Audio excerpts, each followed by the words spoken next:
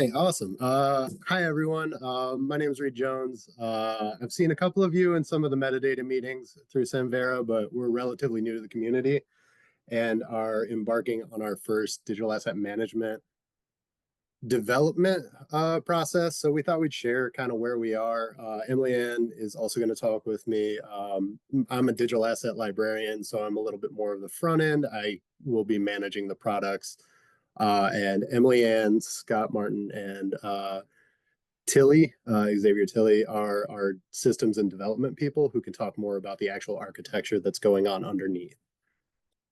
So currently we're dealing with a system of storage across a bunch of areas, including network drives, cloud storage, personal storage, some in preservation suites, like Preservica. We actually have some in collections in our Alma Ex Libris thing, which is not a great way to be able to understand what all of our digital items truly are at the university. So we are now embarking. I think we did planning for years and it's changed over time, but we finally got to go ahead to create a digital asset management system to put all of this stuff feasibly in one place where we can easily uh, identify it and ascribe it the permissions and other things that it needs, including like preservation rules and such. So one of the nicest things is a couple of years ago, we were able to create a new department within the university for digital collections and systems. So this got some people from our special collections, from our access services, from our cataloging, and from our IT area, all in the same team to start working on these larger issues, the dam being one of the biggest ones. And it's helped kind of facilitate more collaboration. I've been with the university over 10 years now, and this has probably been the biggest silo breaking team that I've been a part of, which has been really helpful because we have a lot of communication, a lot of institutional knowledge that is being shared.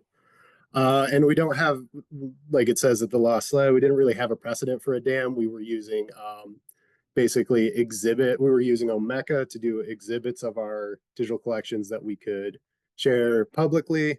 And we have some stuff in Preservica. We have finding aids and other stuff in archive space with metadata. But there was no real coherency, and they were department specific. So there was typically one or two people who actually had knowledge of these systems at a time. So with this in mind, this team kind of started as a working group, and we started defining our core needs. We needed better discovery, we needed preservation of these materials, and we needed a way to manage and track these. And with that, build out workflows that were useful to us to engage with our stakeholders inside and outside the library, to get it in, get these materials, even identify them. So what we did is we did a little bit of baseline user testing with librarians and students about the existing Omeka system, just navigating it from a front end perspective or adding things to it to get a little bit of information. We had some issues. We noticed that the front end and back end didn't communicate well, so our indexing and searching was pretty poor. There's a lot of quirks with Omeka. The way that it uses plugins causes things to break intermittently, and there's so many dependencies on them that it's very difficult to keep the system functioning in the way that we were trying to use it, which was probably putting too much stress on Omeka Classic. So we ended up starting doing a lot of research, both proprietary and open source. And long story short, we ended up picking Samvera in the Hyrax area. So this suite includes Hyrax sitting on top of Fedora, sitting on top of OCFL. The idea being that the OCFL layer is portable because we've had to change systems many a time throughout the library's tenure. So we want to make it somewhat future proof and human readable, especially if there's turnover in these positions. We want to have something that we can give the next group of people dealing with it that is easy to parse and make sense of, included with whatever documentation we can create. So we are currently past the initial setup stage. So that means we have an environment that has Fedora with OCFL and Hyrax together. But it really isn't an active one. We can log in and that's about it. And we looked kind of at this early phase of like, what are the things that we're going to need and how do we phase this out in a timeline where we can do it?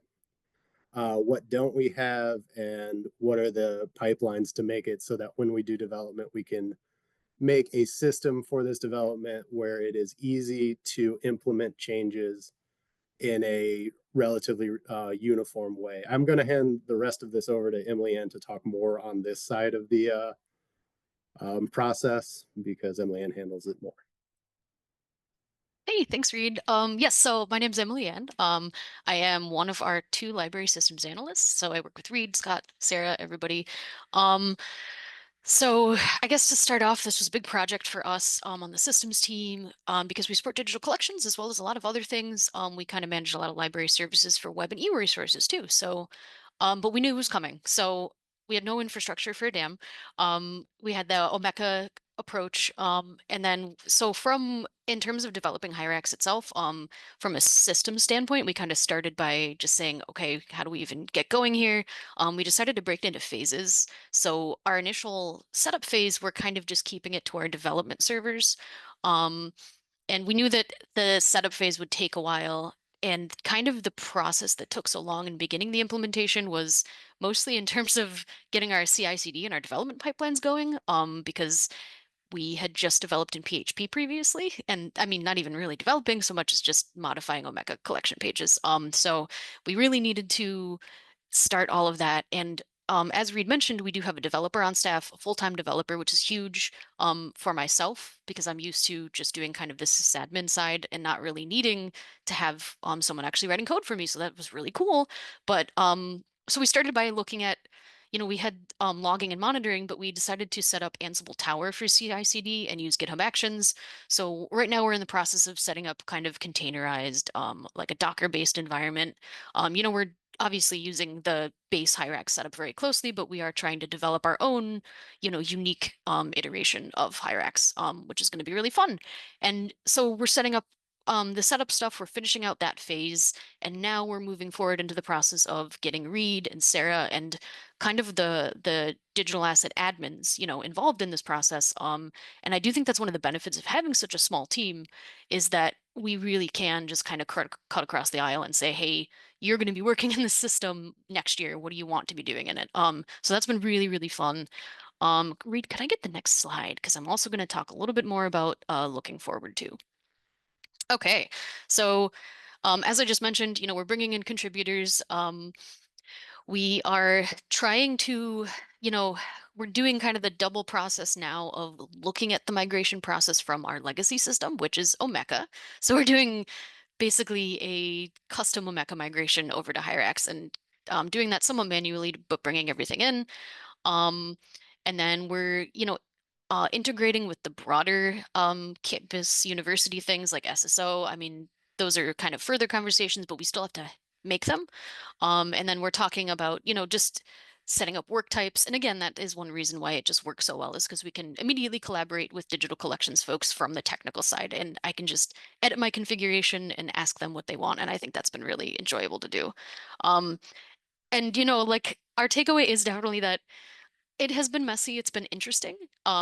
There's definitely a sense of pride that we all have. As Reed mentioned, the fact that we are really starting from scratch means that we do have a lot of pride in kind of putting this out there for the first time. Getting a developer has been really new for us, really fun. And we've done a lot more work too with our central campus IT. I haven't really mentioned it, but we have a lot of our we're kind of centrally managed so that Central University at Buffalo IT provides a lot of resources for us. So we were able to kind of talk to them and say, hey, we need some storage for this dam we're building, help us out. And we have a great relationship with them. So we were able to really utilize that. But yeah, it's been, yeah, we're building so much, we're learning so much just being here. But yeah, I'm going to pass it back to Reed. All right. So, I mean, we're pretty early on, but from my perspective, I've been doing this for almost 4 years now, and it's really exciting to actually see some movement going. But one thing we've really enjoyed about getting into the open source community is seeing the support from the community. I mean, it's nice having people you can bounce ideas off of and just be abreast of the discussions that are going on, and understanding how diverse this community is with the platform needs and stuff like that, because it does give us better insight into general practices that are almost platform independent, which are really interesting. And it's been fun, like hopping in the meetings. So I know some of y'all have seen us around Sarah's at a lot of these meetings as well. One of the things that I feel really bad about for the sake of our systems and development people is that we both have to maintain some very sketchy legacy products to keep the boat afloat while we're developing this, and trying to allocate time for both in a meaningful way is very difficult. I mean, we are happy to have this team, but when we compare it to other like peer institutions at research institutions, it is still much smaller than some of the ones that we're aspiring to develop towards. So we're trying to be mindful of that and take our time with it so that we don't rush and make mistakes. The last phase, which has always been the hardest in anything we've done, is trying to convey what we're doing, even though it's like very behind the scenes, and the importance of it, to get enough buy-in to have people both be patient and be cheerleaders outside of our sphere, because there are so many more outward facing librarians and library staff than us that can help us on this journey to get buy-in, to get more feedback, so that we truly can customize this over time, and letting them know that this is a long-term iteration project that we're trying to build, not really like a website which people like they just want to see the thing, but like a full working internal workflow and system where you can have more engagement within digital collections, archives, and preservation from a bunch of different people in a way that is actually manageable. So that's our lofty ambition. This is where we are. We're pretty early on, but we're trying to hold on to these. And if anybody is interested, we left our emails. This is the presentation team. There are others, but if you have any questions that don't get filled, if there's questions after this, please feel free to email us anytime, or we might see you in the meetings or Slack. So I'll leave it now for questions.